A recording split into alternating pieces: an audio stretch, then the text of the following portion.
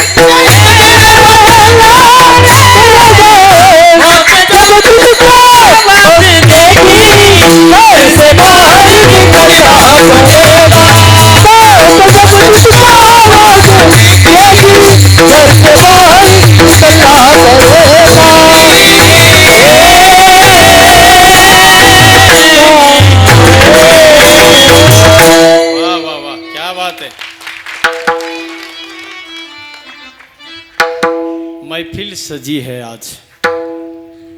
वा बेटी महाराज, खरोखर कैलास महाराज, संतोष महाराज माणसं दोनच आहेत, पण वन मॅन आर्मी काम आहे. खूप गायक असतात, पण सज्जन हो इतक्या उंच आरडायचं पांढरी तीनच्या स्वरात षडजापर्यंत. आता आमच्या महाराजांना माहिती असेल काय असते ते, जुने गायक आहेत या परिसराचे. या जगामध्ये काळाचं बोलावणं आलं की कुणालाच काही कोणाचं चालत नाही. संत म्हणतात सत्ता संपदा राहील ठाईचे ठाई. सत्यवाल्याचं सुद्धा काही चालत नाही. मला वाटतं त्या काळाच्या पुढे जर त्या सत्यवाल्याचं काही चालत असताना थोडंफार, तर मला वाटतं नक्की भारतातल्या तर नाही, पण महाराष्ट्रातल्या सत्यवाल्या लोकांनी काळाला सुद्धा मॅनेज केलं असतं. ज्या दिवशी तो काळ त्यांच्या घरी येणार त्याच्या आदल्या दिवशी त्याला बोलून घेतलं असतं अंधारात गपचूप, आणि त्याच्या समोर 50-50 कोटी रुपयाचं भेंडुळ टाकलं असतं, 2-4 खोके,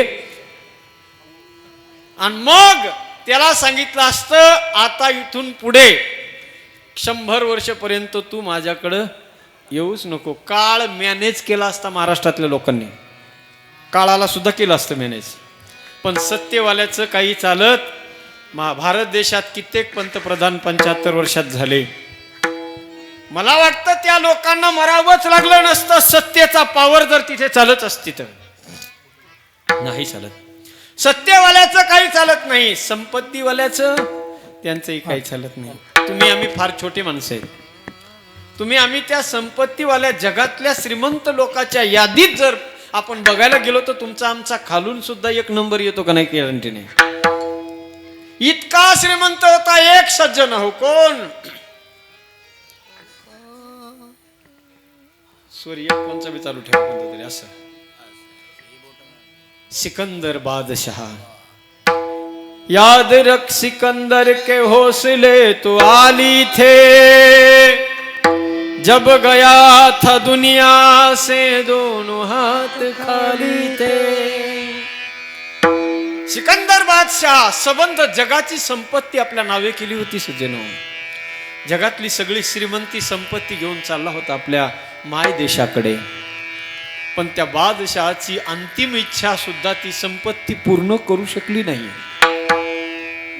एकच अंतिम इच्छा होती की ज्या मातीत जन्म झाला त्याच मातीत मरण यावं.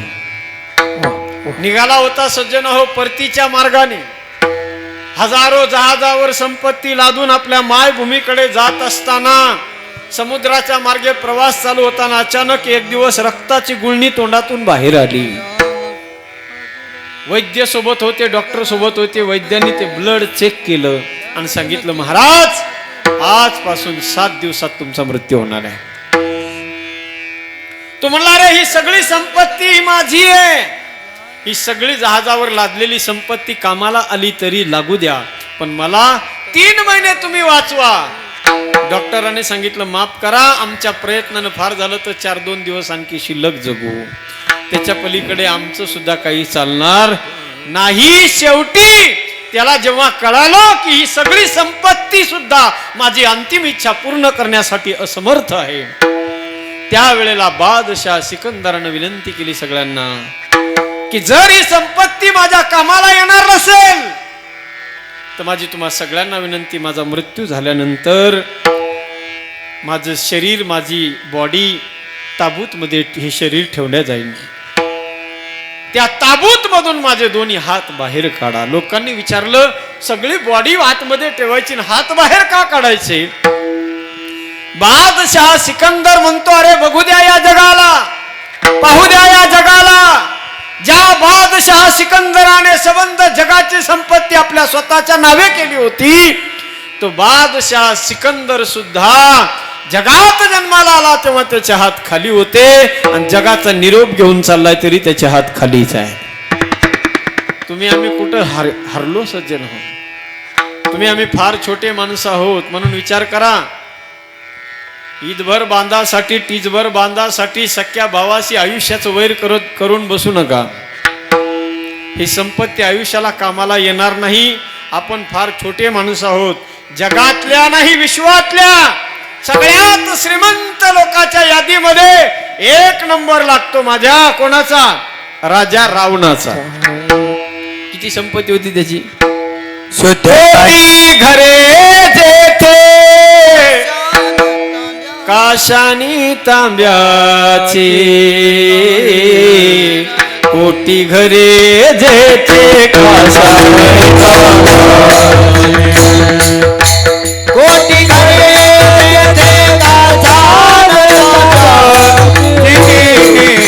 कोटी घरे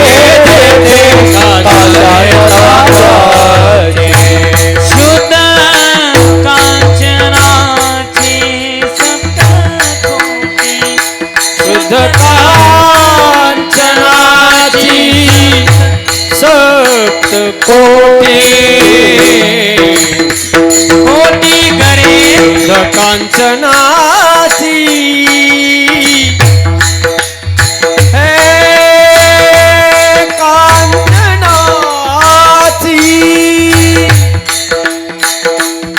शुद्ध कांचनाची. क्या बात है? कांचनाची, कांचनाची, हा कांचनाची, शुद्ध कांचनाची, शुद्ध कांचनाची